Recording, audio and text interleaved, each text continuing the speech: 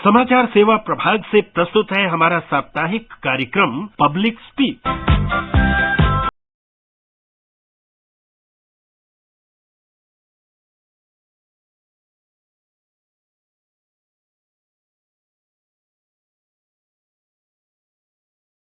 Public speak में आप सभी का स्वागत है। मैं हूं लवलीन निगम। पब्लिक स्पीक कार्यक्रम में प्रत्येक सोमवार हम किसी एक खास विषय पर परिचर्चा करते हैं। आज हम मिलेट्स के महत्व और इनका उत्पादन बढ़ाने के उपायों पर चर्चा करेंगे। आज के संदर्भ में ये विषय बहुत महत्वपूर्ण है। संयुक्त राष्ट्र द्वारा 2023 इंटरनेशनल ईयर ऑफ मिलेट्स घोषित किया गया है। मिलेट्स हमारे लिए कोई नई चीज नहीं है। देश का आम नागरिक, कृषि व्यवस्था और खेती बाड़ी से जुड़े तमाम लोगों को इसकी जानकारी है। बस विशेष ये है कि अंतर्राष्ट्रीय स्तर पर इसकी पौष्टिकता के महत्व को मान्यता मिले। इस संदर्भ में हम इनके उत्पादन का दायरा, पर्यावरणीय असर, किसानों की आय जैसे अनेक विषय पर चर्चा करेंगे। चर्चा के लिए हमारे साथ स्टूडियो में मौजूद हैं भारतीय कृषि अनुसंधान परिषद में बीज विभाग के अपर महानिदेशक डॉक्टर D.K. यादव और कृषि और किसान कल्याण मंत्रालय में अपर आयुक्त R.P. सिंह। नमस्कार, स्टूडियो में आप दोनों का स्वागत है। और अब हम आपकी फोन लाइन का हमें इंतजार है। स्टूडियो में फोन लाइन्स खुली हैं। आप हमारे स्टूडियो के नंबर 011 यानी दिल्ली का कोड 23314444 और 23717106 पर फोन कर आप अपने सवाल पूछ सकते हैं। आप हमारे Twitter handle @AIR News Alerts पर भी #AskAIR के जरिए अपने सवाल पोस्ट कर सकते हैं। ये कार्यक्रम हमारे mobile app news on AIR और दूरदर्शन की DTH सेवा पर भी उपलब्ध है। सबसे पहला सवाल आपसे यही जानना चाहेंगे, जैसा कि अभी हमने कहा, अगला वर्ष जो है इंटरनेशनल मिलेट्स ईयर मनाया जा रहा है, तो इसका महत्व क्या है R.P. सिंह जी? जी, इस माध्यम में मैं बताना चाहूंगा कि मिलेट्स न्यूट्रीसीरियल के महत्व को ध्यान में रखते हुए भारत सरकार ने 2023 को अंतर्राष्ट्रीय मिलेट वर्ष के रूप में घोषित करने के लिए संयुक्त राष्ट्र को प्रस्ताव दिया था। इस प्रस्ताव को 5 मार्च 2021 को 72 देशों ने समर्थन दिया था। तदनुसार संयुक्त राष्ट्र सभा UNGA ने 2023 को IYM घोषित किया। भारत सरकार ने IYM 2023 को मनाने का फैसला किया है ताकि जलवायु अनुकूल पोषक अनाजों के उत्पादन, खपत, निर्यात, ब्रांडिंग आदि को बढ़ावा देने के लिए रणनीतियों पर ध्यान केंद्रित करते हुए मिलेट्स की घरेलू और वैश्विक मांग बनाने के लिए लोगों को आंदोलन बनाया जा सके। और इस बीच लखनऊ से राजा टेलीफोन लाइन पर मौजूद है, उनका सवाल सुनते हैं। जी राजा। जी नमस्कार। हेलो जी, मेरी आवाज आ रही है? हाँ आ रही है, आप सवाल पूछिए। जी, मैं लखनऊ से राजा बात कर रहा हूँ जी। और मेरा आज ये सवाल है कि जो मोटा अनाज है जी, खाने से हमको इस तरह के ज्यादा लाभ प्राप्त होते हैं, शारीरिक और मानसिक। तो मोटा अनाज क्या फायदेवर होता है, इसके विषय में हमें मुझसे पूछना है।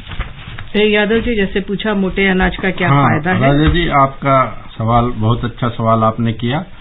मोटे अनाजों में जैसे हम विभिन्न पोषक तत्वों की बात करें तो वो जो हमारे धान में और गेहूं की जो बात हम करते हैं या मक्का की बात करते हैं, जैसे आज की तारीख में हमारा मुख्य भोजन का अवयव है, तो उसके मुकाबले अगर हम जो डाइटरी फाइबर की बात करें तो वो वैल्यू जो जितने भी हमारे पोषक अनाज हैं, जिसको अब हम मोटा अनाज नहीं कहेंगे, हम इसको पोषक अनाज कहेंगे, तो उनकी मात्रा अधिक है। उसी तरह से जो एनर्जी का जो लेवल है वो भी इन सभी पोषक अनाजों में बढ़िया है।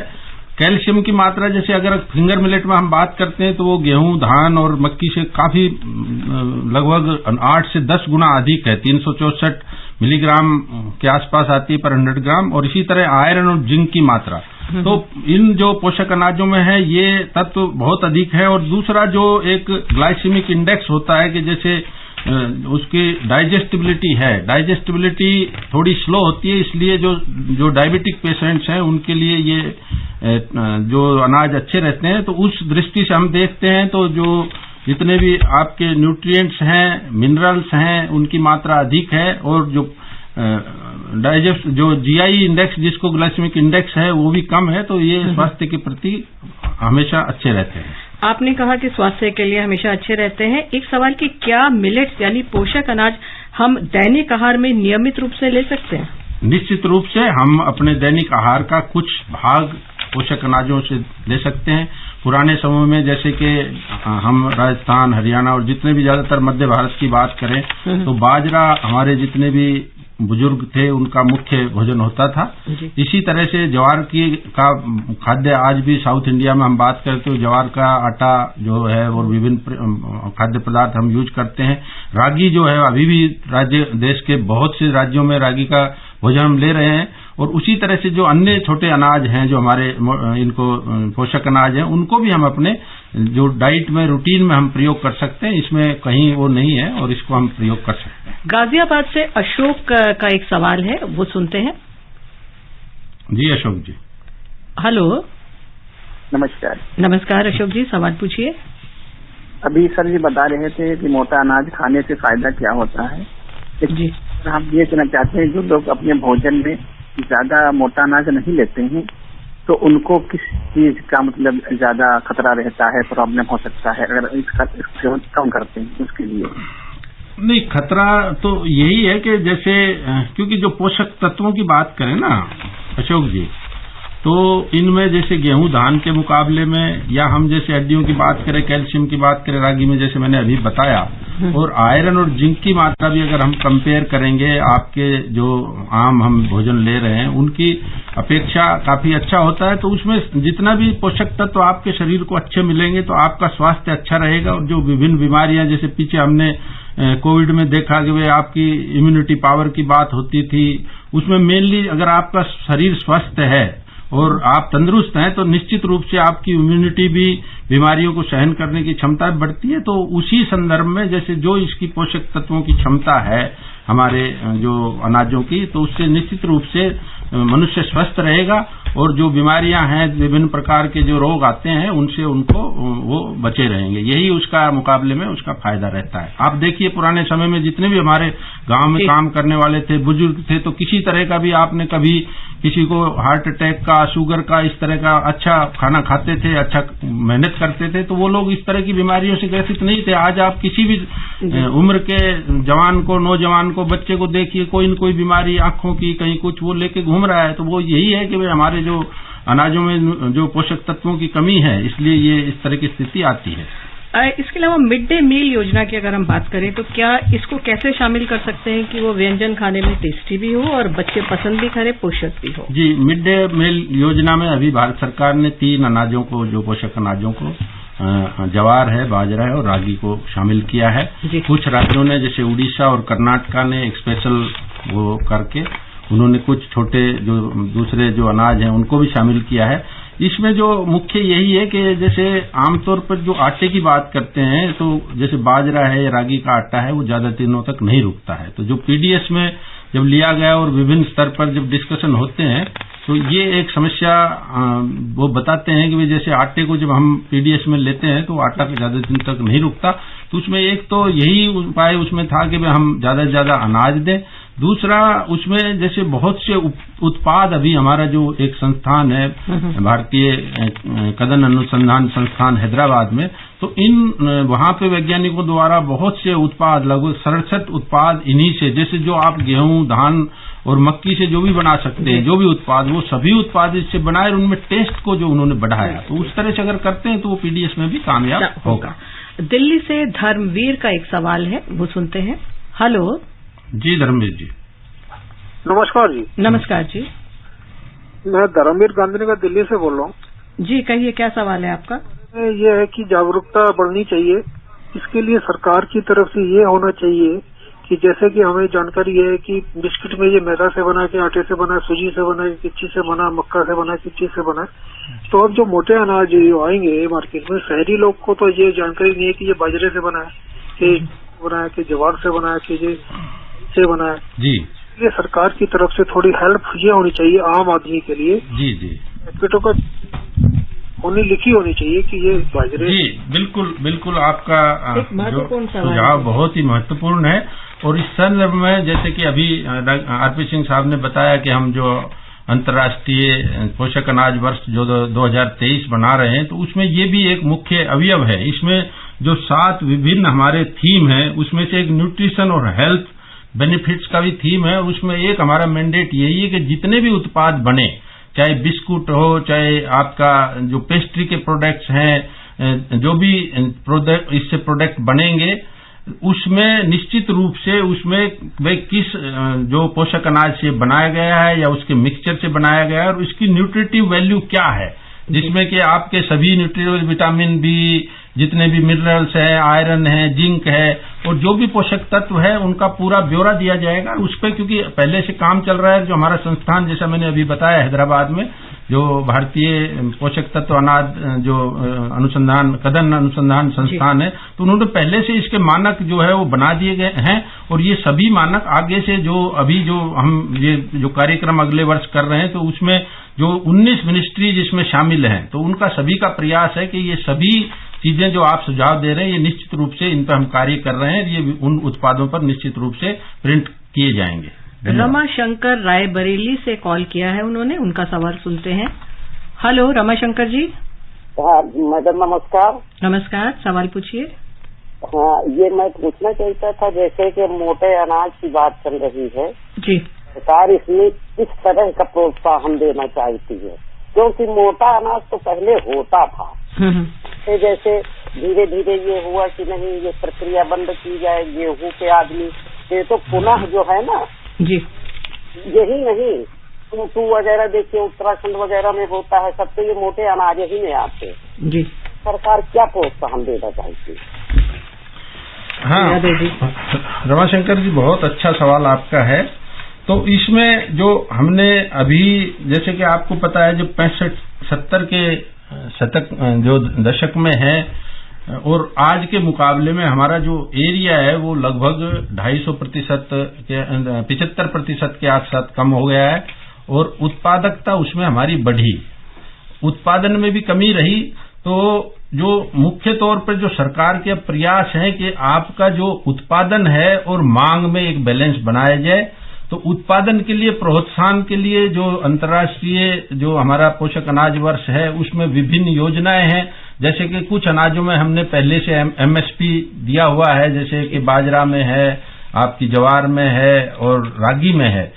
और दूसरा जो एक वैल्यू चेन डेवलपमेंट की इसमें बात की गई है और विभिन्न जैसे किसान को उससे से ज्यादा फायदा मिले, तो जैसे फार्मर प्रोड्यूसर ऑर्गेनाइजेशंस भी उसमें बीच में आए और विभिन्न जो उद्योग उसमें बीच में आ रहे हैं। तो उसमें हमारा प्रयास ये है कि अगर हम प्रोडक्शन अधिक कर देंगे, उत्पादन अधिक कर दें और उसकी मांग नहीं हो तो किसान को नुकसान है। तो ये एक बैलेंस बना के सरकार इस वर्ष में प्रयासरत है कि किसान की जो जितनी पैदावार हो, जितना उत्पाद हो वो उठे और वैल्यू चेन के माध्यम से उसका ज्यादा से ज्यादा किसान को उसकी कीमत मिले और उसके विभिन्न उत्पाद हमारे विभिन्न संस्थानों में, हमारे स्कूलों तक पहुंचे। और उसमें जो स्वाद की एक बात रहती है, बच्चों का जो एक टेस्ट का है, उस पर भी प्रयास किया जा रहा है कि बच्चे उसको पसंद करें। और किसानों को जो बीज की बात है, हमने जो भारतीय कृषि अनुसंधान परिषद का मुख्य कार्य जो फसलों किस्मों का उत्पादन और बीज की उपलब्धता, तो उसकी तरफ भी हमने विशेष प्रयास किए हैं। और कुछ बीज हबों का भी हमने जो कृषि मंत्रालय के द्वारा स्थापना की गई है, ताकि नई नई किस्में अच्छे उत्पादों की आए उत्पादन की, और उसके साथ ही उसमें गुणवत्ता भी अच्छी रहे, बीज की किसान को उपलब्धता हो और उसकी जो जितनी उत्पाद है उसको उठाने की व्यवस्था हो।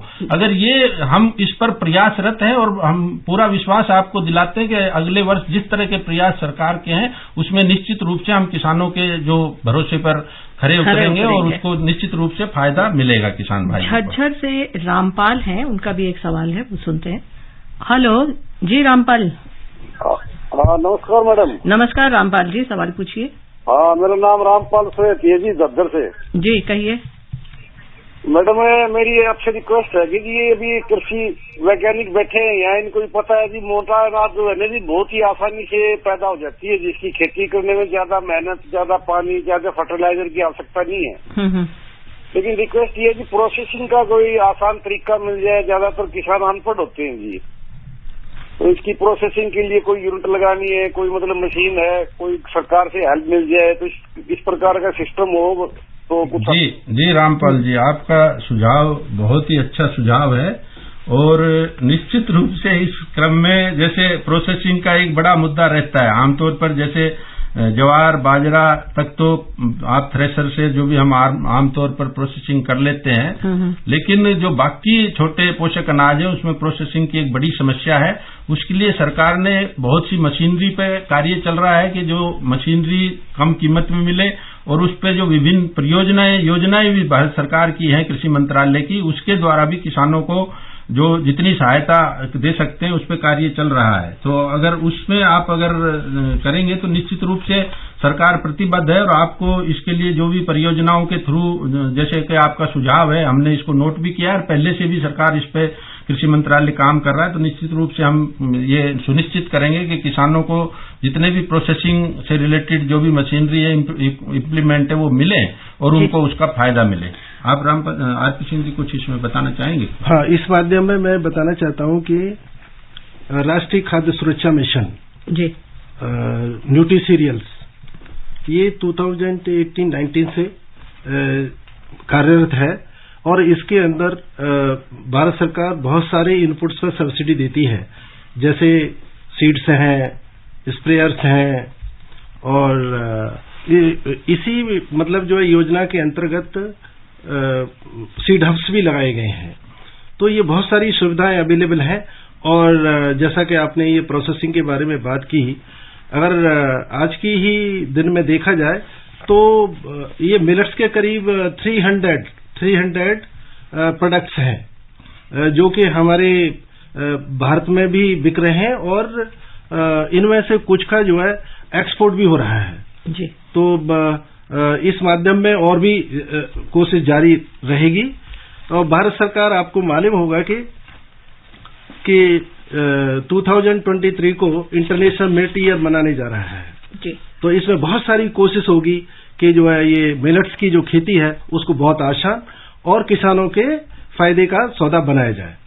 समस्तीपुर बिहार से मनोज की कॉल है, सुनते हैं वो उनका सवाल क्या है। हेलो, नमस्कार मैम। नमस्कार मनोज जी, सवाल पूछिए। मैं स्टूडियो में बैठे विशेषज्ञों को भी नमस्कार करता हूँ सर। नमस्कार मनोज जी।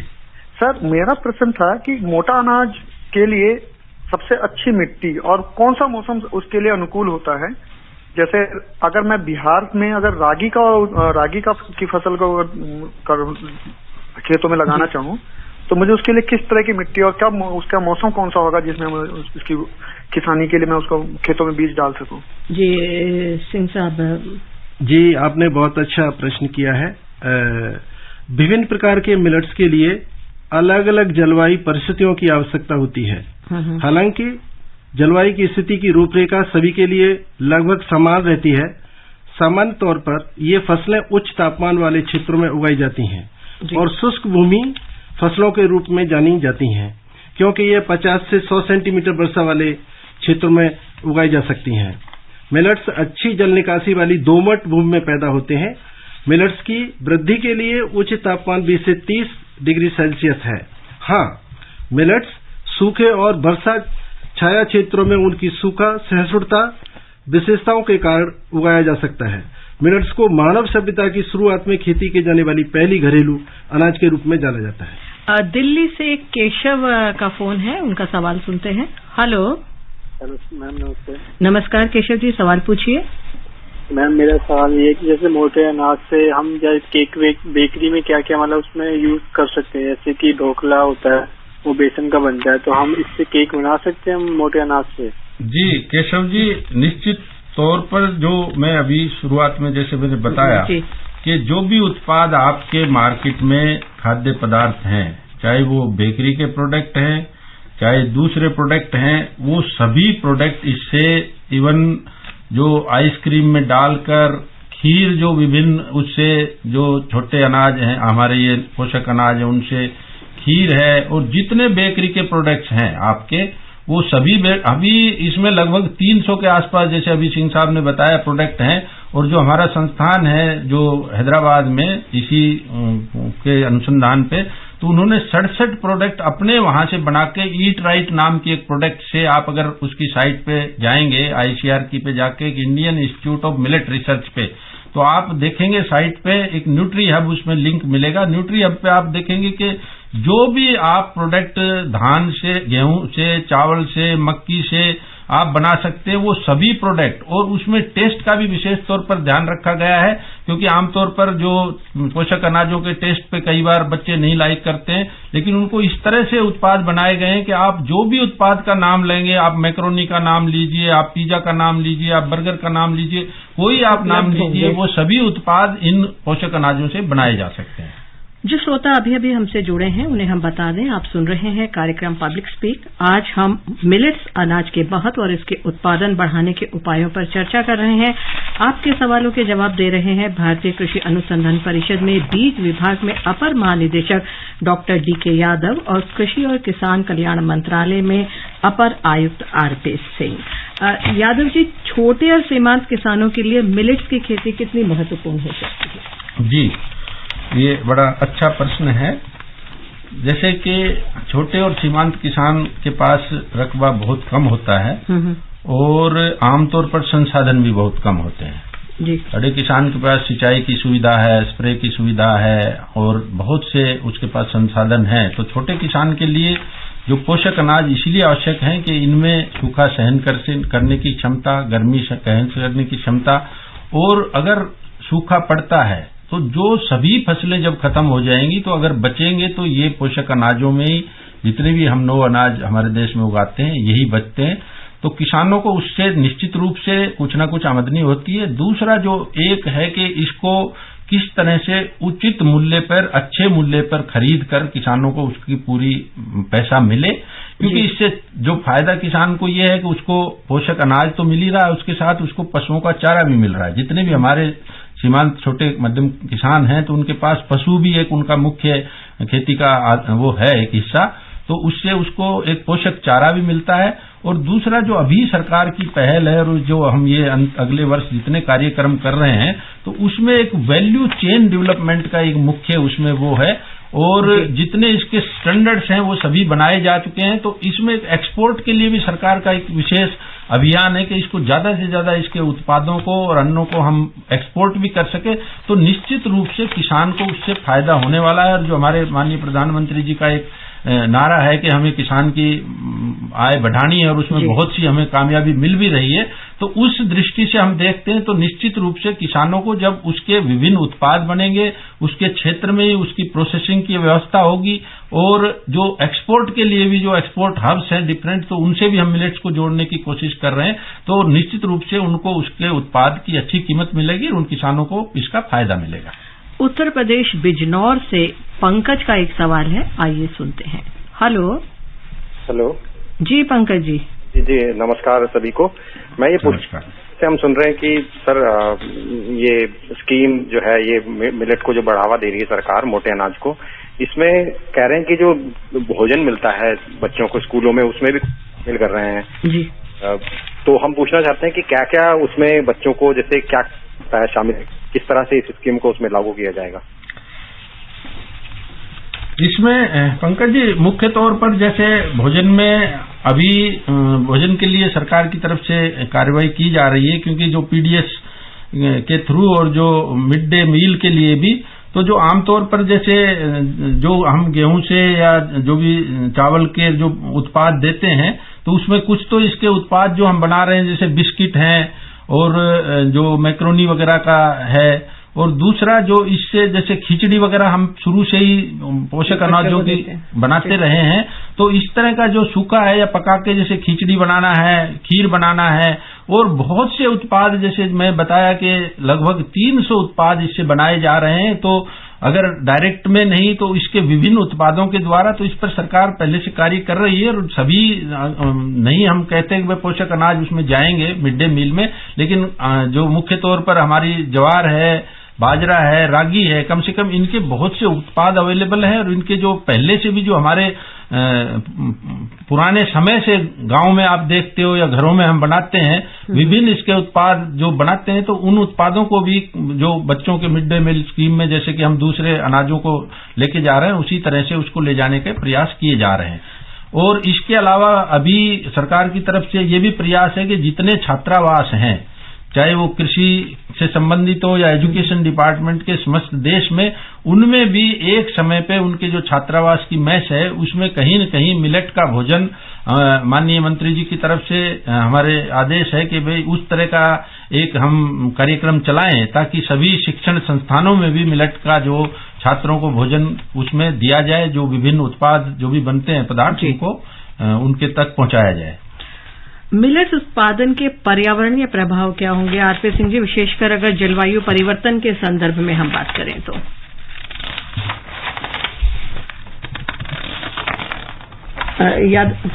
यादव जी कुछ? जी पर्यावरणीय प्रभाव में जैसे कि बताया गया कि जैसे अभी भी अगर हम पोषक अनाजों की, मोटे अनाजों की बात करें तो इनमें गर्मी सहन करने की क्षमता, सूखा सहन करने की क्षमता, भूमि की लवणीयता, क्षारीयता सहन करने की क्षमता पहले से उपलब्ध है। जो क्लाइमेट चेंज में हम आमतौर पर बात करते हैं कि या तो आपका जैसे भूमि की लवणता, क्षारीयता बढ़ रही है, या जैसे तापमान आमतौर पर जो विभिन्न प्रोजेक्शंस हैं कि 2050 में इतना होगा, वो होगा, 1 डिग्री बढ़ेगा, 2 डिग्री, तो इसमें ये कैसी फसलें हैं कि जो 50 डिग्री तापमान तक भी अपने आप को सर्वाइव करती है। अगर पूरे सीजन में एक बार आपका जर्मिनेशन हो जाता है, जमाव हो जाता है और पानी नहीं मिलता है फसल को, तो भी वो कुछ ना कुछ देके जाती है। तो निश्चित रूप से जो अन्य हमारे अन्न हैं उनके मुकाबले में देखते हैं तो ये फसलें सबसे कम प्रभावित होंगी, और निश्चित रूप से ये एक बहुत अच्छा जो अल्टरनेटिव है जो किसानों के लिए, ये निश्चित रूप से उपलब्ध होगा। और जो वैल्यू चेन की हम बात कर रहे हैं कि जो आपका प्रोडक्शन है उसकी डिमांड बढ़ेगी, तो निश्चित रूप से किसानों के लिए ये फायदेमंद एक वो रहेगा। मध्य प्रदेश से संजू साहू का प्रश्न है, आइए सुनते हैं। हेलो। हाँ मैम, नमस्कार। नमस्कार संजू जी, सवाल पूछिए। मैं संजू साहू बोल रहा हूँ, शहडोल मध्य प्रदेश से। जी कहिए।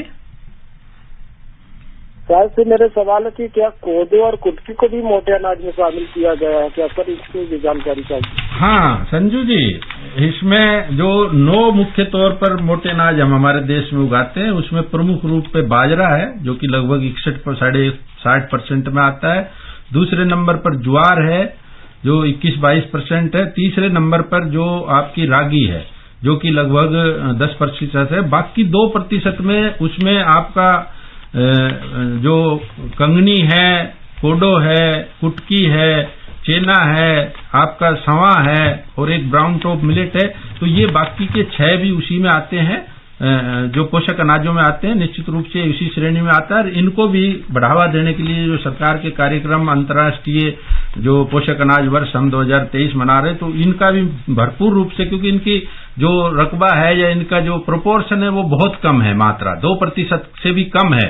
तो इसमें प्रयास है कि इनके भी विभिन्न उत्पाद बनाकर और इनको भी आम जन में इनको पॉपुलराइज करके, अवेयरनेस करके, और उस पर निश्चित रूप से अभी हमारा कार्यक्रम हमारे जो कृषि विभागों से, विभिन्न राज्यों से और जो 19 मंत्रालय जैसे मैंने बताया उनसे सभी से, और जो भारतीय कृषि अनुसंधान परिषद के जितने संस्थान हैं, कृषि विश्वविद्यालय हमारे 75 के आसपास हैं और 732 कृषि विज्ञान केंद्र हैं, तो उनके द्वारा हम उत्पादकता का भी और उनका अवेयरनेस का प्रोग्राम भी राज्यों के द्वारा भी, जो केंद्रीय मंत्रालय उनके द्वारा भी और भारतीय कृषि अनुसंधान परिषद द्वारा भी उस पर प्रयास किया जा रहा है कि ताकि इन्हीं सारे 9 जो हमारे पोषक अनाजों को हम एक मेन स्ट्रीम में लाके ज्यादा से ज्यादा पॉपुलर करें, उनकी प्रोडक्ट भी उपलब्ध कराएं।